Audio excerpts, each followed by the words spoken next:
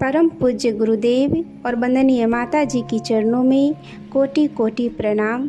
आप सभी को प्रणाम। पुस्तक गायत्री महाविज्ञान, जिसके लेखक हैं पूज्य गुरुदेव पंडित श्री राम शर्मा आचार्य। आज हम सभी इसमें सुनेंगे गायत्री की 3 नाम कौन कौन से हैं और उनकी विशेषता, उनके गुण क्या हैं, और इसके आधार पर साधक कैसे अपना उत्तम साधना चुन सकते हैं। गायत्री को 3 नामों से पुकारा जाता है। आरंभिक अवस्था में गायत्री, मध्य अवस्था में सावित्री और अंत अवस्था में सरस्वती। प्रारंभ, तरुणाई और परिपक्वता, इन 3 भेदों के कारण एक ही शक्ति के 3 नाम रखे गए हैं।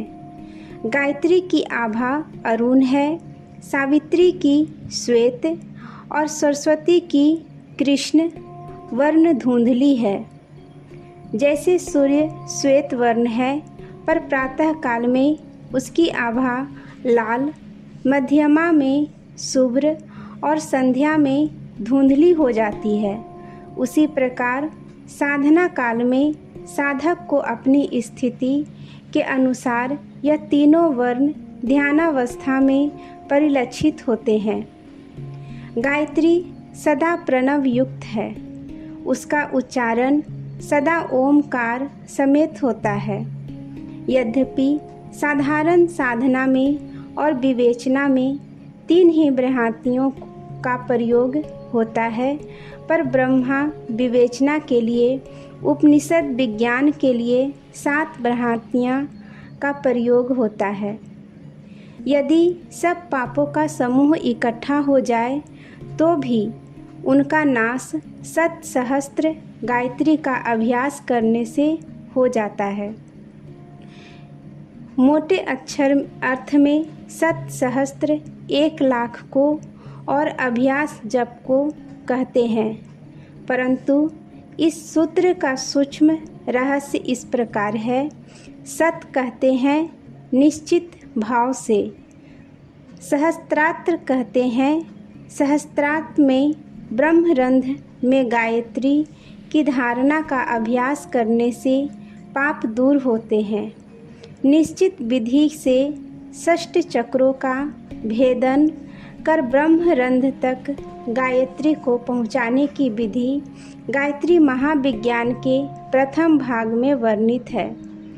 उस साधना से साधक अग्नि में तपे हुए स्वर्ण की भांति निष्पाप हो जाता है। 7 सहस्त्र अभ्यास पद में उसी साधना की ओर संकेत है। पूर्व संध्या को, प्रातः काल की संध्या को ब्राह्मणी कहते हैं। यह हंस वाहिनी, कुमारी, रक्त अंग वाली, रक्त वस्त्र वाली, 3 नेत्र वाली, पास, अंकुश, जपमाला और कमंडलु धारण करने वाली, ऋग्वेद सहित ब्रह्म दैवत्या, भूलोक में रहने वाली और सूर्य पथ से गमन करने वाली है। आइए उपयुक्त आलंकारिक वर्णन के गूढ़ रहस्य पर विचार करें। प्रातः काल का समय ब्रह्म मुहूर्त का कहलाता है। उस समय ब्रह्म तत्व की विशेषता रहने के कारण गायत्री को ब्रह्मणी कहते हैं। हंस कहते हैं प्राण को, हंसारूढ़ अर्थात प्राण पर छाई हुई। ब्रह्मणी गायत्री प्राण पर अपना विशेष प्रभाव प्रकट करती है। कुमारी का अर्थ है बाल्य वृत्तियों से चंचलता से युक्त, रक्त गतिशीलता का विकास विद्युत का प्रतीक है। प्रातःकालीन गायत्री में गतिशीलता का विकास विद्युत के संचार का गुण है। यही उसका रक्तांगी और रक्त वस्त्रा होना है। त्रिनयनी, 3 दृष्टियों वाली, तीनों लोकों को दृष्टि में रखने वाली, शरीर, मस्तिष्क और अंतःकरण को देखने वाली है। तीनों ओर दृष्टि रखती है, इसलिए उसे त्रिनयनी कहते हैं। पास अर्थात बंधन, अंकुश अर्थात नियंत्रण, अक्षमाला शब्द मातृकाएं, कमंडलु अर्थात धारणा, ऋग्वेद अर्थात ज्ञान, ब्रह्म दैवत्या अर्थात ब्रह्म की देव शक्ति। इन सब लक्षणों, गुणों और साधनों से संपन्न होने के कारण प्रातःकाल की गायत्री अपने साधक पर इन सब उपचारों का प्रयोग करती है। वह इन सब साधनों से ब्रह्मणी गायत्री द्वारा तपाया जाता है और ब्रह्मभूत बनाया जाता है। ब्रह्म गायत्री भूलोक निवासिनी है। उसका इस भूलोक के प्राणियों द्वारा विशेष उपयोग होता है। भूलोक शरीर को भी कहते हैं। ब्राह्मणी शरीर को स्वस्थ रखती है। वह सूर्यगामिनी है। जिस प्रकार सूर्य की तेजस्वी किरणें मनुष्य को विशेष रूप से प्रभावित करती है, वैसे ही गायत्री की शक्तियाँ भी काम करती है।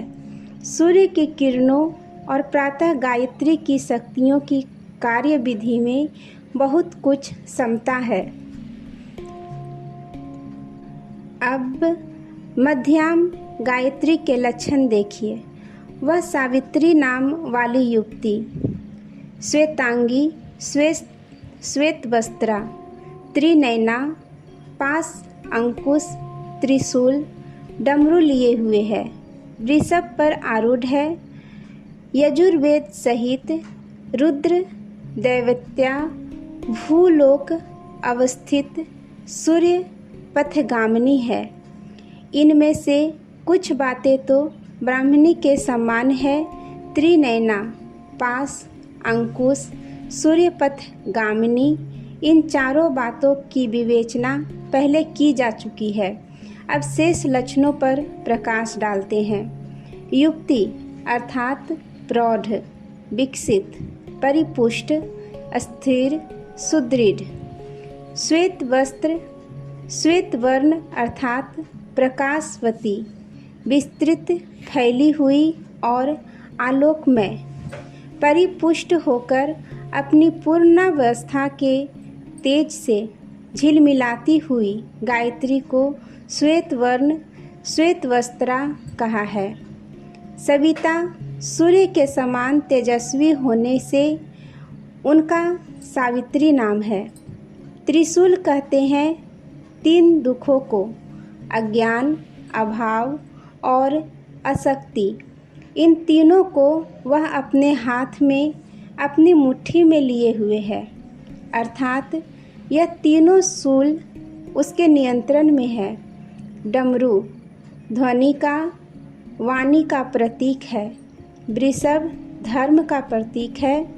तरुण सावित्री धर्म पर आरूढ़ है। यजुर्वेद कर्म कांड का प्रतीक है, वह कर्म की प्रेरणा करता है। रुद्र दैवत्या अर्थात भयंकर उग्र दिव्य शक्तियों वाली, भुवा लोक में निवास करने वाली। भुवा कहते हैं मानस लोक को। मस्तिष्क, विचार, तर्क, बुद्धि, सूझबूझ को परिमार्जित करने वाली है। अब संध्या काल की गायत्री के लक्षण देखिए।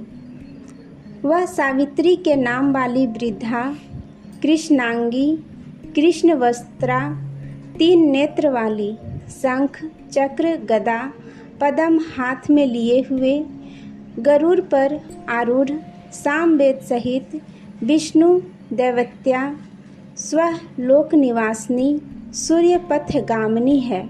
सूर्यपथ गामिनी और त्रिनयनी का वर्णन पहले हो चुका है, इसलिए इन दो लक्षणों को छोड़कर अब अन्य लक्षणों का विचार करेंगे। स जोर रस जोरवती यानी सरस्वती, सरसता वाली, संगीत, कला, कवित्व तथा अन्य स्थूल सूक्ष्म रसों की निर्झरणी होने के कारण परिपक्व संध्या कालिनी गायत्री को सरस्वती कहा है। वृद्धा का अर्थ है परिपक्व, पूर्ण विकसित, विकास की अंतिम मर्यादा तक पहुंची हुई है। कृष्ण वर्ण धुंधलापन मिश्रण का घोतक है। ब्रह्म और प्रकृति के उभय रूपों का मिश्रण काला होता है। पारा श्वेत है, गंधक पीली है। इसी प्रकार ब्रह्म शुभ्र है, प्रकृति पीत है। दोनों के मिश्रण से काला रंग बनता है। भगवान राम और कृष्ण के काला होने का यही कारण था। संध्याकालीन गायत्री के ब्रह्म और प्रकृति का सम्मिश्रण होने से वह कृष्ण वर्ण वाली, कृष्ण वस्त्र वाली कहलाती है। सरस्वती के हाथ में 4 पदार्थ है।